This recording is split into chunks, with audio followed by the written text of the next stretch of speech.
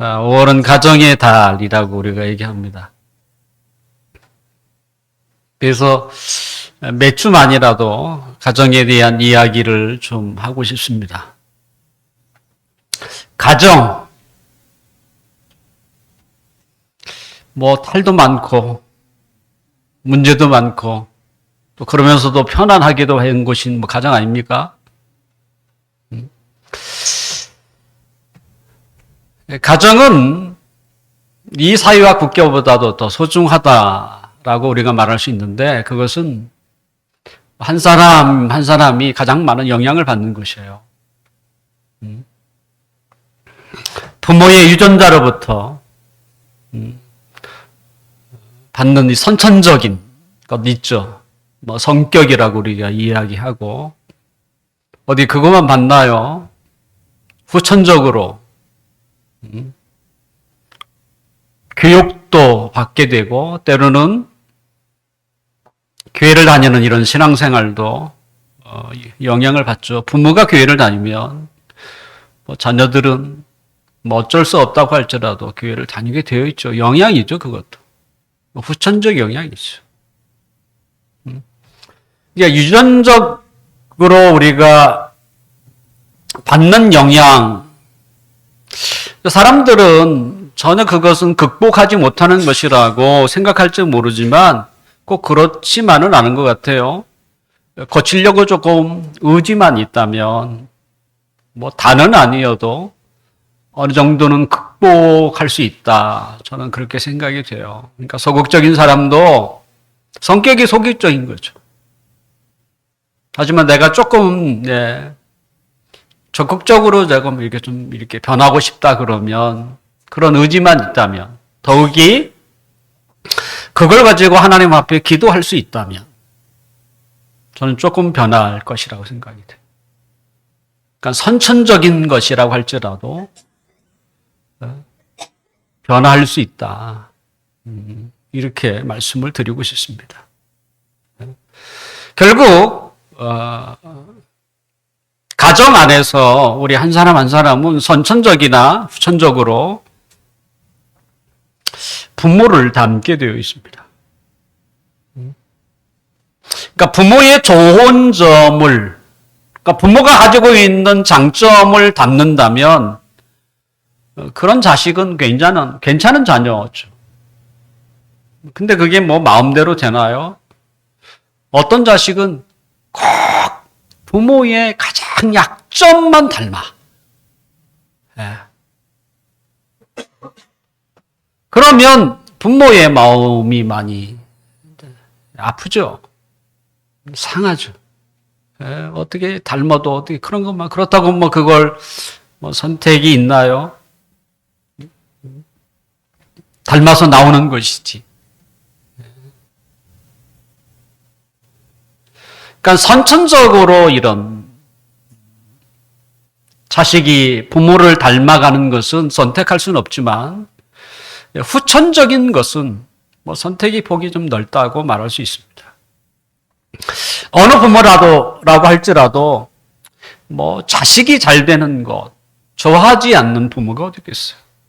아마 부모보다 훨씬 더 잘 됐으면 좋겠다. 이게 아마 부모의 마음이라 생각이 됩니다. 자식에 대한 이런 부모의 바람이 크지만, 근데 그 바람대로 되나요? 또 그렇게 양육하는 것도 쉽지 않습니다.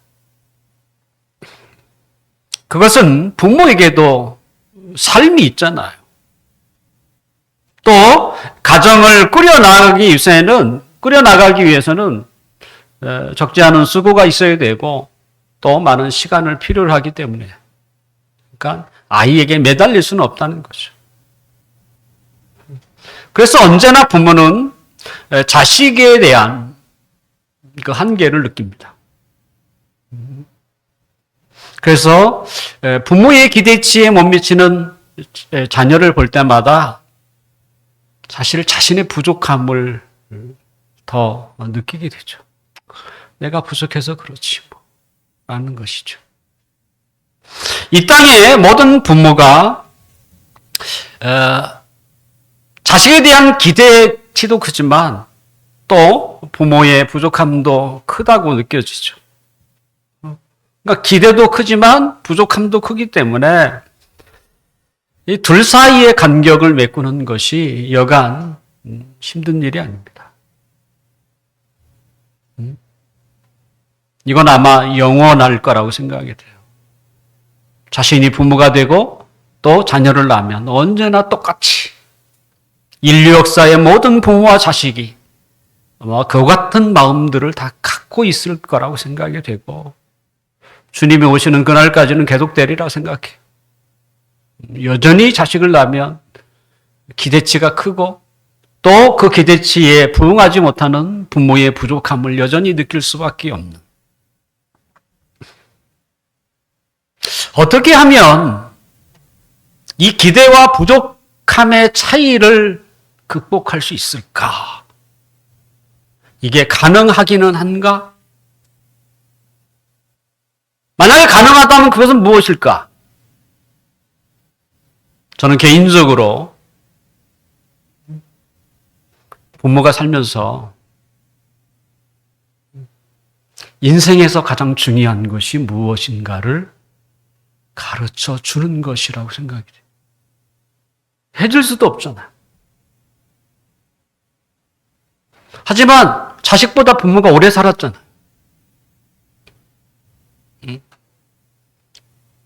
그러면 인대까지 50년을 살았던 60년을 살았던 때는 80년, 90년을 살았던 그 많은 시간들 속에서 부모는 생각할 거 아니에요.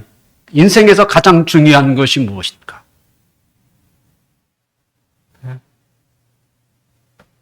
그것을 가르치는 것. 그나마 그것이 극복하는 길이 아닐까요? 오늘 우리가 읽은 본문은 훌륭한 모세를 키웠던 부모 교육의 키워드가 소개되어 있습니다. 모세는 굉장히 훌륭한 사람입니다. 그리고 어떻게 해서 그 훌륭한 모세를 키워낼 수 있었던가? 그 본문을 우리가 읽었어요. 좋은 조건의 교육, 때로는 삶을 살아가는데 넉넉한 그 물질적 재정, 또 하나 그 아이만이 가지고 있는 자질, 그 개성을 발견할 수 있도록 수없이 많은 경험들을 쌓게 하는 것. 우리가 그와 같은 것들을 그죠? 자식들에게 해주면 얼마나 좋겠습니까? 그런 여건이 된다면. 그거 안 해줄 부모가 어디 있겠어요? 여건이 되는데.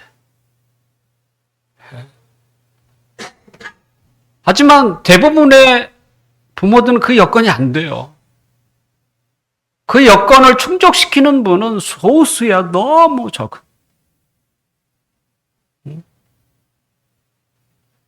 그러니까 부모로서 너무 힘든 거야. 자식을 볼 때만. 안타깝기도 하고. 그렇다고 해서 뭘 어떻게 할 수 있는 것도 아니고.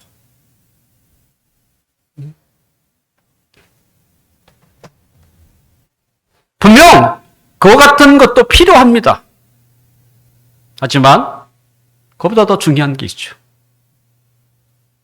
더군다나 신자에게 가장 중요한 것이 무엇일까? 부모로서 자녀에게 물려줄 가장 큰 자산이 무엇일까? 오늘 본문 23절을 함께 읽겠습니다. 함께 읽어봅시다. 시작. 믿음으로 모세가 났을 때에 그 부모가 아름다운 아이임을 보고 석 달 동안 숨겨 왕의 명령을 무서워하지 아니하였으며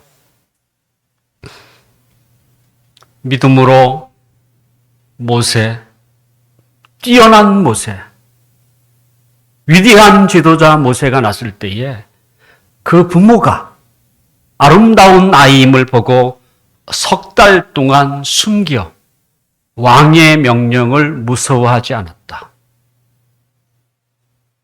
이거예요.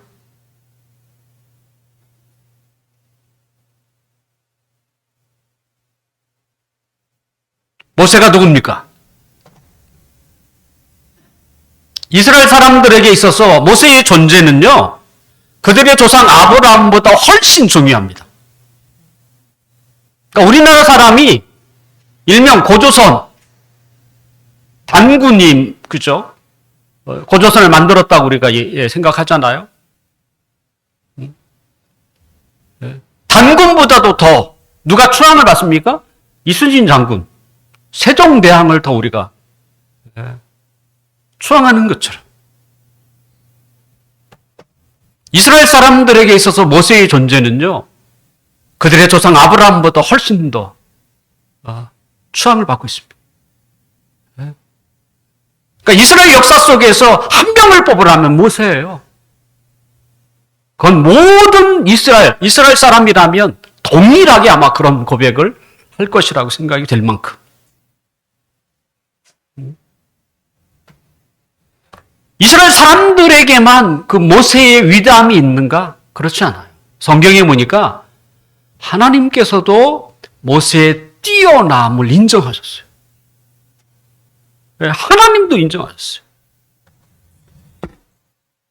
민수기 12장 3절에 보면 하나님이 이 사람 모세는 온유함이 지면의 모든 사람보다 더하다. 이런 표현을 썼어요. 하나님이. 그 온유함은요, 그 탁월한 능력입니다. 부드럽다 이런 이야기가 아니에요, 온유함은. 온유함은 굉장히 그 절제할 수 있는 탁월한 능력이 있음에도 불구하고 그것을 마음껏 막 부리는 사람이 아니라 아주 그걸 적절하게 조절할 수 있는 사람. 이걸 성경은 온유라고 표현하는데요. 이 온유함이 다른 사람보다 훨씬 더하다. 그리고 뭐라고 돼 있냐면 내 말을 들으라. 너희 중에 선지자가 있으면 나 여호와가 환상으로 나를 그에게 알리기도 하고 꿈으로 그와 말하기도 하거니와 내 종 모세는 그렇지 아니하니 그는 내 온 집에 충성함이라. 그와는 내가 대면하여 명백히 말하고 은밀한 말로 하지 않는다. 환상이나 꿈으로 이건요 명백한 말이 아니에요. 여느 선지자들은 하나님이 어떻게 해요? 꿈으로 보여주고 환상으로 보여주지만 모세만큼은 어떻게 해요? 아예 대면해서 확실하게 아예 이게 차별을 주세요.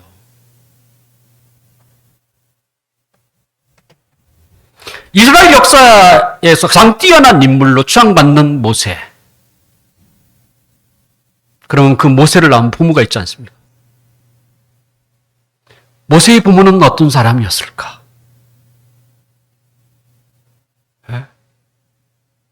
우리가 흔히 쓰는 말 중에 성공의 어머니라는 말이 있잖아요. 성공한 사람의 뒤에는 반드시 누가 있다? 아빠가 없어요.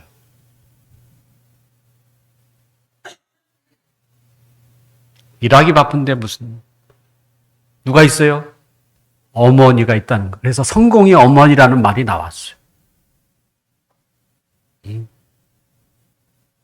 어머니의 영향을 가장 많이 받는다 이런 뜻이기도 하잖아요. 어머니의 역할이 크다라는 말도 어쩌면 어머니랑 가장 가까이 지낸다 이런 표현도 될 수 있죠.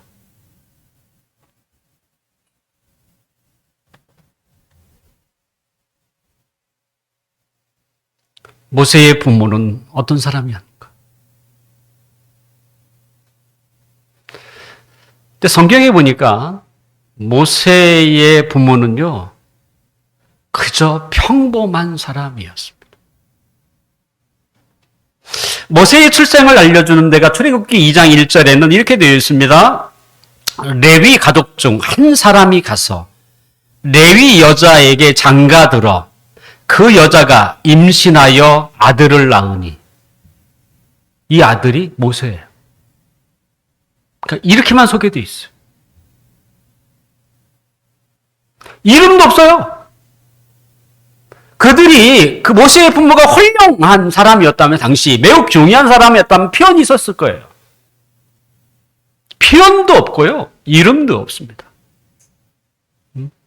그 말은 뭡니까? 그냥 지극히 평범한 사람 중에 평범한 사람이었다고 얘기하는 거예요. 그 훌륭한 모세를 훌륭하게 양육할 만한 그런 교육적 여건이나 사회적 명성이나 재정적 부유함도 없는 보통 사람들 중에 그냥 보통 사람이었다는 것을 성경은 우리에게 알려주고 있는 거예요. 그런데 어떻게 해서 이렇게 모세 같은 인물이 났는가? 모세의 부모는요, 훌륭한 자식을 만들어내는 이런 여건은 없지만 그들에게는 한 가지가 있었습니다. 그것은 인생에서 가장 중요한 것이기도 해요. 그것은 믿음이었습니다. 오늘 본문 23절에 뭐라고 합니까? 믿음으로 모세가 났을 때에 그 부모가 믿음은 있었어요.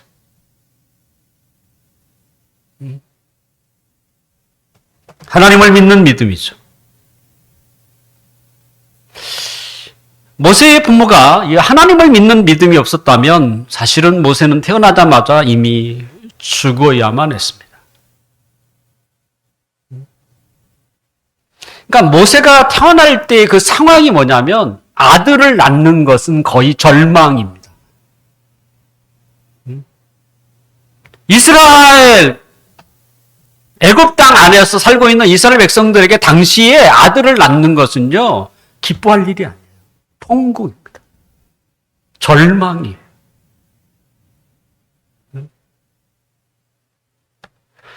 요즘 결혼한 사람들이 자식 낳는 걸 꺼려하지 않습니까? 차라리 애완견을 키우자 이렇게 얘기해요. 더군다나 남자를 낳았다. 여자는 좀 덜한데 남자를 낳았다. 걱정이 태산같이.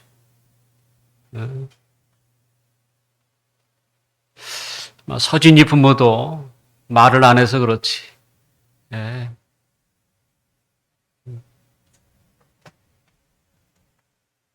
왜 자식을 낳지 않을까? 낳지 않으려고 할까요?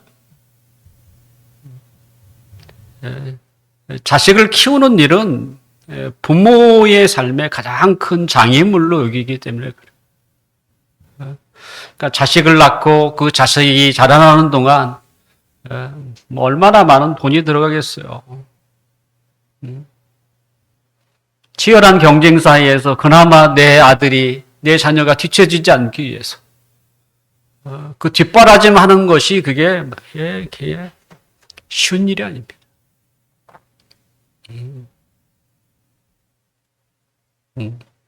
그래서 자식을 낳는 것을 짐이라고 생각하기 때문에 차라리 그냥 자식 안 낳고 애완견 키우는 게, 애완견은 짐이라고 생각하면 버리면 되니까.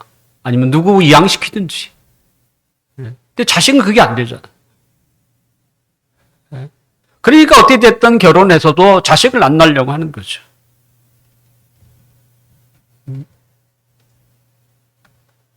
모세의 부모님은 가진 것이 많지 않아도 그들은 가장 중요한 믿음을 가지고 있었습니다. 이 하나님을 믿는 믿음, 이런 믿음은요, 위기의 순간에 빛을 발합니다.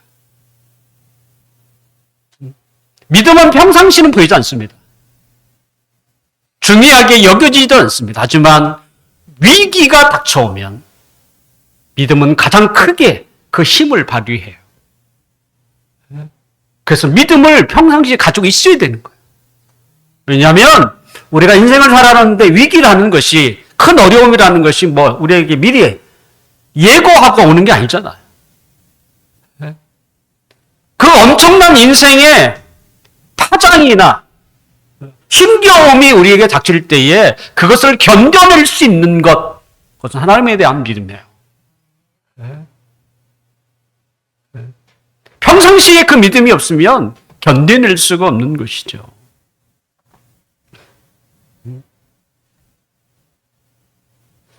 예고방 바로는 이스라엘 사람들이 숫자적으로 너무 늘어나는 거에 대해서 위기감을 느꼈어요. 그래서 어떻게 됐든지 이 인구, 지금 거의 약 200만에 가까운 이스라엘 사람들의 증가를 어떻게든 막을 수 있을까? 그래서 지금보다 힘든 일을 막 시킵니다. 힘든 일을 하면 인구 증가는 최소한 막지 않겠는가? 하지만 이스라엘의 인구 증가는 계속되었습니다. 그래서 그 다음 정책을 펼쳐요. 그것은 아기를 낳을 때 돕는 산파라고 하는데, 산파로 하여금 남자아이가 출산할 때가 되면 그냥 틀어막든지 해서 사생아, 태어난 것처럼 죽이라는 거야. 그래서 이스라엘의 산파들에게 다 얘기합니다. 남자아이가 태어나면 그냥 죽이라 이거죠. 그건 부모도 잘 모르니까.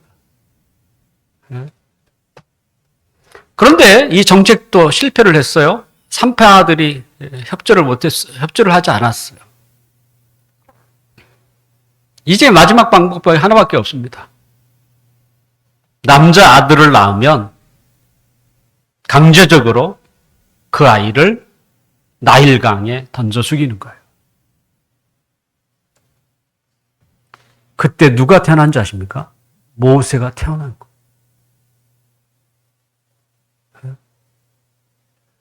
그 무지막지한 인구 정책을 펼칠 때에 모세가 태어났다니까요.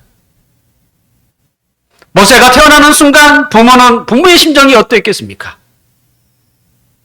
더군다나 지금처럼 태어나기 전에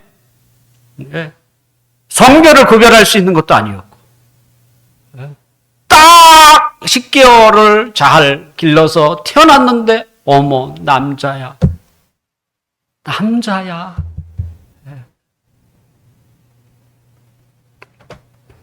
억장이 무너진 것 같은.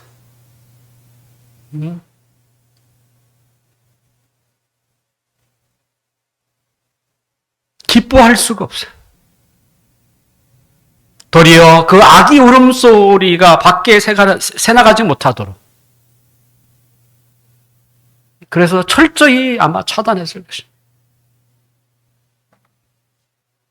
자기 손으로 그저 나일강으로 던질 수 없잖아요. 누군가의 손에 그저 끌려가서 나일강에 던져지면 어쩔 수 없다고 할지라도. 그러니까 최대한. 근데 본문에는 모세의 부모가 모세를 낳자마자 뭐라고 했냐면 아름다운 아이로 보았다는 거예요. 자, 이 세상의 부모의 눈에 자식이 가장 뭐예요? 가장 잘생겼어요. 그래서 부모는 객관성이 없어요. 예. 자식이 가장 아름다운 것 같고, 배가 나와도 좀 저렇게 예쁘게 보일까? 몸무게 많이 나가도 많이 나간 것처럼 안 느껴져. 도리어 그게 날씬한 것처럼 보이고. 아니, 부모의 눈은 객관성이 있을 수가 없죠. 모세의 부모가 모세를 낳자 이 아이를 보고요, 참 아름다운 아이. 근데 일반적으로 부모가 자식을 보는 그런 시선을 말하는 게 아니에요. 근데 그런 시선에 무슨 믿음이 있겠어요?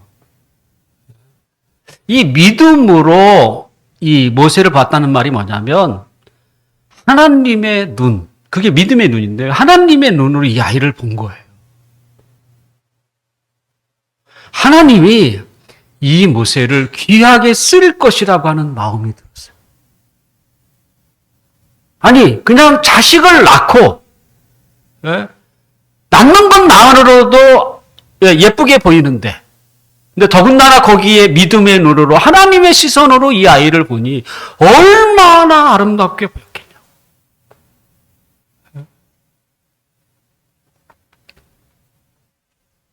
그래서 신앙의 부모는 그 자녀를 볼 때에 여러분은 어떻게 봤는지 모릅니다만 믿음의 눈으로 바라볼 필요가 있습니다.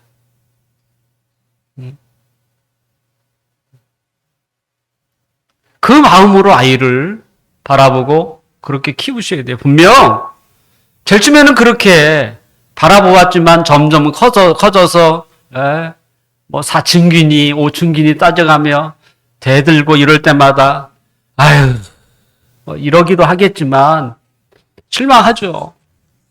더 이상 하나님의 눈으로 보이지가 않죠. 하지만 그럴 때에도 우리는 믿음의 눈으로 보는 것을 포기해서는 안 돼요. 제가 이 말씀을 준비하면서 저도 굉장히 느낀 게 많아요. 왜 믿음의 눈으로 보는 것을 왜 끝까지 지키지 못했는가라는. 그래서 지금이라도 이 모세의 부모를 생각하면서 이제라도 부모에게 속상하고 실망스러워 할지라도 변함없이 하나님의 시선에서 아이를 바라봐야 된다. 남이 그렇게 보겠어요? 그렇게 볼 수 있는 사람은 하나님과 부모밖에 없잖아요.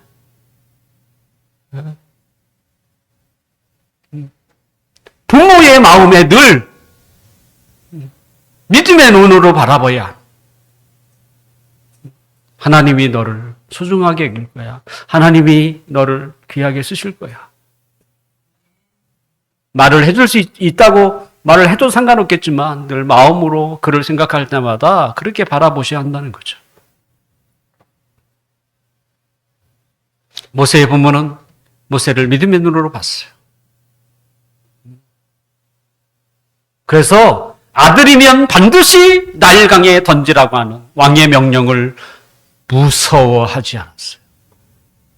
이게 믿음의 힘이에요. 위기 앞에 믿음은 그 힘을 발휘하는 거죠. 그래서 3개월 동안 아이를 지켜내는 거죠.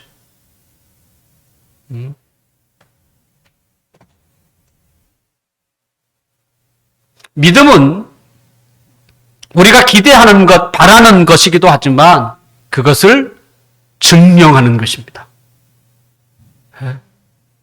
그래서 우리가 읽은 이 본문 11장, 11에서 12장 1절에는 믿음은 바라는 것들의 실상이라고 표현해요.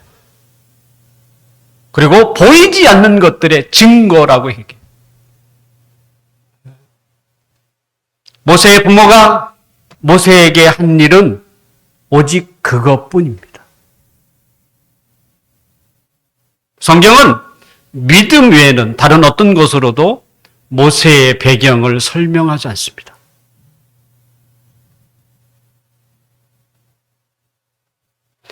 모세의 부모가 이 훌륭한 탁월한 모세, 그렇게 키워냈던 키워드, 양육 키워드가 뭐냐면 하나밖에 없어요.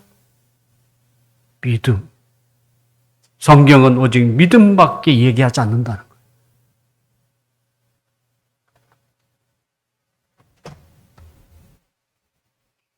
믿음으로 자라난 모세는 부모로부터 믿음을 보았고 또 믿음을 배웠습니다. 믿음은 나타나야 되는 거예요. 말로만 바라는 게 아니라 실제 부모가 그렇게 살아야 되는 거예요.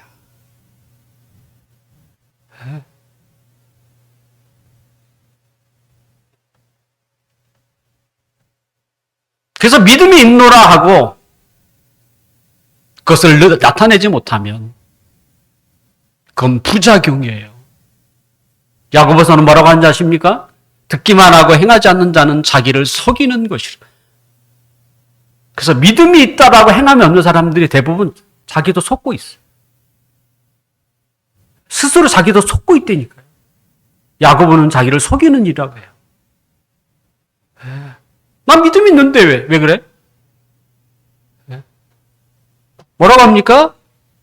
행함이 없으면 그 믿음은 헛것이라고 얘기하고, 믿음이 있다는 그 말도 다 유익이 전혀 없는 죽은 것이라고 얘기해요.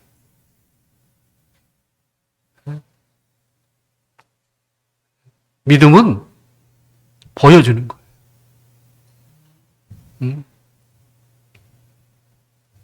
어떤 순간에, 위기의 순간에 믿음은 발휘되는 거예요.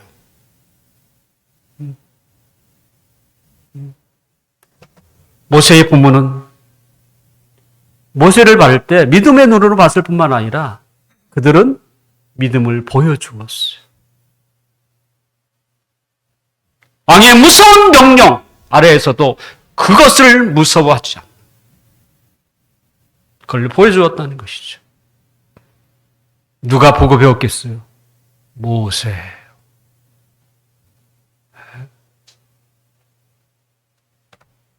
오늘 24절을 함께 봅시다. 24절. 함께 읽읍시다. 시작. 믿음으로 모세는 장성하여 바로의 공주의 아들이라 칭함받기를 거절하고.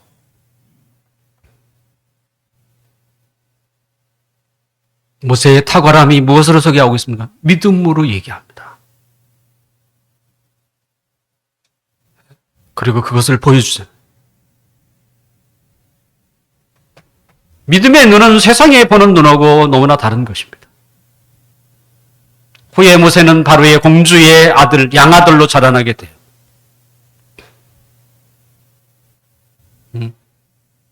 하지만 모세는 선택의 기로에 있을 때 공주의 아들이 주는 부귀 영화를 포기하고 믿음의 선택을 합니다. 믿음의 선택을 해요. 25절 함께 읽읍시다. 시작. 도리어 하나님의 백성과 함께 고난받기를 잠시 죄악의 낙을 누리는 것보다 더 좋아하고. 모세가 선택한 것은 바로의 공주의 양아들로 인한 부귀 영화가 아니었어요. 하나님의 백성으로 고난받는, 하나님의 백성과 함께 가는 것을 선택해요. 이건 믿음이었으면 안 되는 거예요.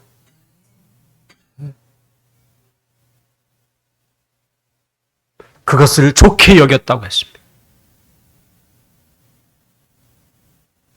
이 모세의 모습에서 누가 생각납니까? 모세의 부모예요. 모세의 부모도 믿음으로 살았던 사람. 아니, 그거밖에 모세에게 물려주지 않았던. 모세는 그것을 보았고 지금 보여주고 있는 거예요. 믿음의 선택을 보여주고 있는 것이죠.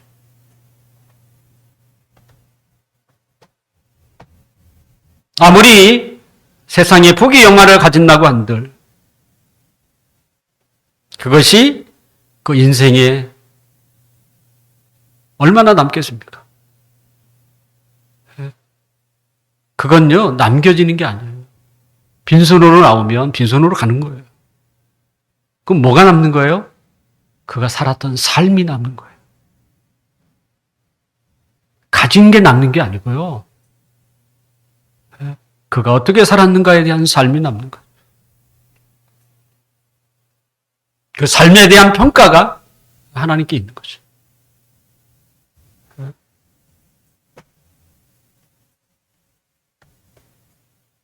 모세는 하나님의 평가, 하나님으로부터 인정을 받느냐 안 받느냐, 이게 중요했던 거예요. 그래서 하나님의 백성과 함께 살아가는 것, 그것이 때로는 고난의 길이라고 할지라도 모세는 가감히 그 길을 선택해. 왜냐하면 그것은 하나님이 인정하는 삶이기 때문에.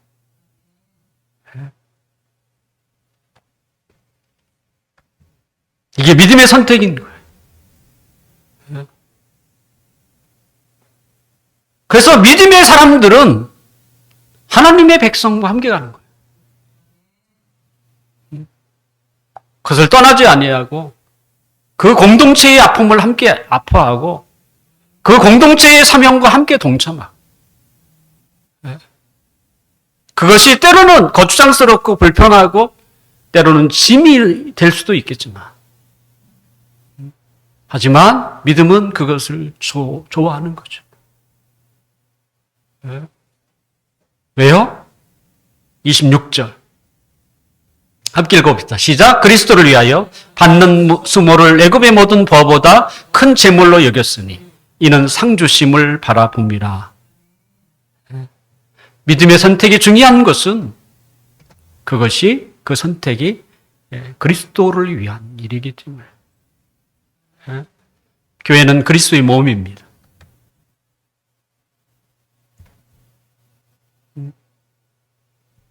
필립 얀시는 교회를 생각할 때마다 그가 이런 제목의 책을 썼어요.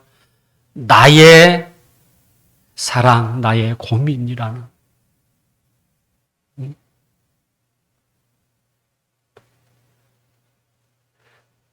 가장 고민스럽게 만든 갈등을 자아내는 곳이지만 그래도 내가 사랑해야 하는 것. 그게 교회예요.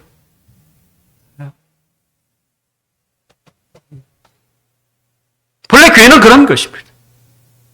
세상에서 하나님의 백성으로 살아가는 곳이 교회 아닌가요? 네.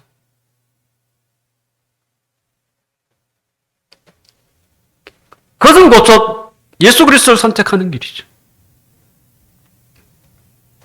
그래서 교회 공동체와 함께 가는 것은 주님을 선택하는 것입니다. 그리고 그 길을 하나님이 인정하신다니까. 무엇을 인정하겠어요? 후에 하나님이 상 주신다. 네. 하나님 앞에 가면 하나님이 그에게 상을 주신다. 사도 바울은 주의 일에 힘쓰는 자들을 향해서 우리에게 확실한 약속을 주었습니다. 고린도전서 15장 58절에 보면 이렇게 되어 있습니다. 내 사랑하는 형제들아, 견실하며 흔들리지 말고 항상 주의 일에 더욱 힘쓰는 자들이 되라. 이는 너희 수고가 주 안에서 헛되지 않을 줄 알미라. 이렇게 되어 있어요. 우리의 믿음의 선배들은 종종 이런 말을 했어요. 하나님의 일에는 공짜가 없다. 이런 말을 했어요. 하나님의 일에는 공짜가 없다. 하나님이 상을 주신다는 거죠. 이제 말씀을 정리하려고 합니다. 부모는 자식에게 무엇을 물려줘야 할까요? 우리의 자식을 굳건하게 자라도록 하기 위해서 가장 필요한 것이 무엇일까요?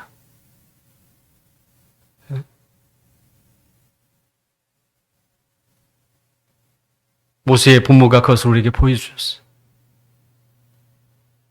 부모는 자녀를 볼 때에 믿음의 눈으로 보는 거예요. 믿음의 눈으로. 하나님의 시선으로 보는 거예요. 그리고 믿음으로 살고 있음을 직접 보여줘야 돼.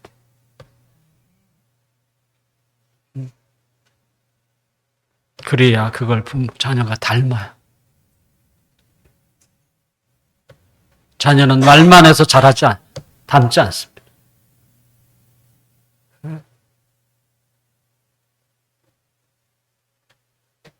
부모의 신앙을 가장 잘 아는 사람은 교회의 목사가 아니에요. 자녀입니다.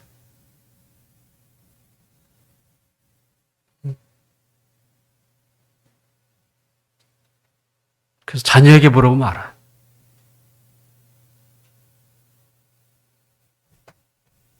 부모가 믿음으로 살 때에 자녀도 믿음으로 살아갑니다. 당장 그것이 보이지 않을 수도 있습니다. 하지만 그가 믿음으로 살아가요.